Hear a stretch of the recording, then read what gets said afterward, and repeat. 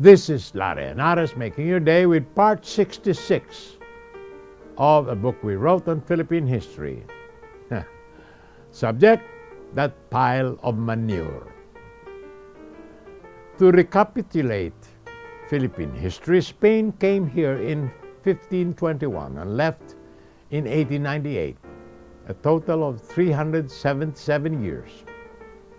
And the United States ruled us for 44 years, from 1902 to 1946. While other Western colonizers exploited their colonies without shame and left them exactly as they found them, with the same religion and native rulers, Spain and the United States made us into their images.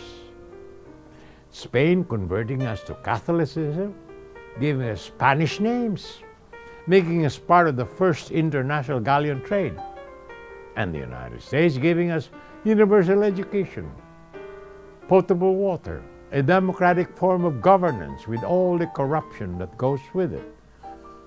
I believe, however, that we were less exploited by the Spaniards, who were lousy administrators, leaving the Filipinos uninvolved in the terrible things that happened to Spain during that time. The defeat of the Spanish Armada, the Spanish Inquisition, the wars of the Spanish Succession, the Napoleonic invasion, and the accession of Joseph Bonaparte as the King of Spain, the loss of their Latin American colonies of Simon Bolivar.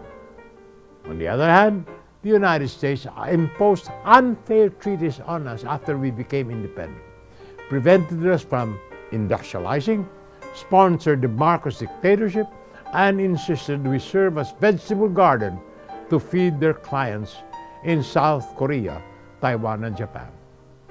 More about this after these messages.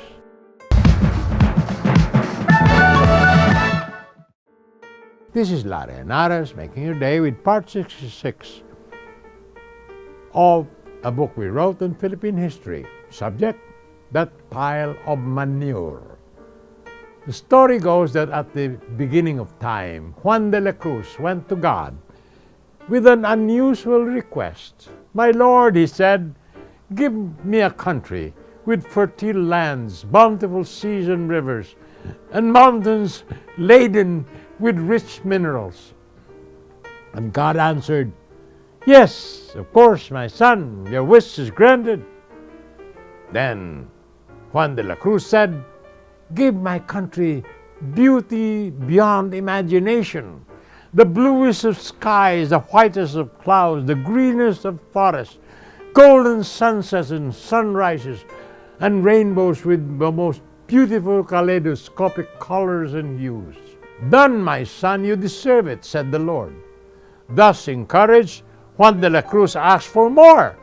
"Give me women of fair and golden skin, faces like translucent alabaster stained with rose petals. Let them have eyes that twinkle like newly created stars beneath a canopy of hair cloaked in the blackest of night.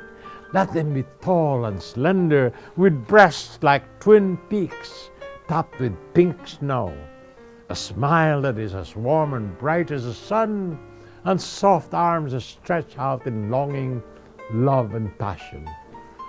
"Phew," said the Lord. "You sure asked for perfection, Johnny. What else do you want?" And one waxed eloquent. "Well, Lord, as long as you give me perfect women, you might as well give me the most perfect of men. Men of courage and wisdom, men of vision and industry, men of strength and endurance. Done! Enough, and be gone." "Juan de la Cruz, you already have heaven on earth," said the Lord. But when he left, St. Peter said, "But my Lord, if the Philippines is heaven on earth, who will want to go to your heaven up here? It will be empty." God smiled and said, "Well, Johnny still does not know what kind of political leaders I will give him. If he did, he will go elsewhere." "Where?" asked Peter.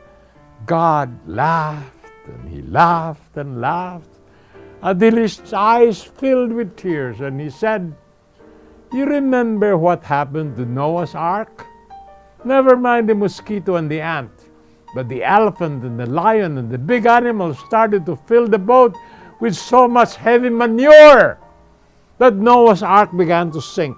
Desperately, Noah asked me what to do, and I told him to sail as far west as he can and dump the manure overboard." 20,000 years later, Christopher Columbus discovered that pile of shit. It is called America. And that is where Juan de la Cruz will want to go when he can no longer stand the kind of political leaders I will give him. He deserves that pile of shit. And that ends our book, Philippine History.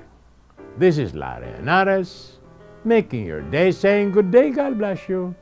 Thank you very much for being with us. Till next time, hasta la bye-bye.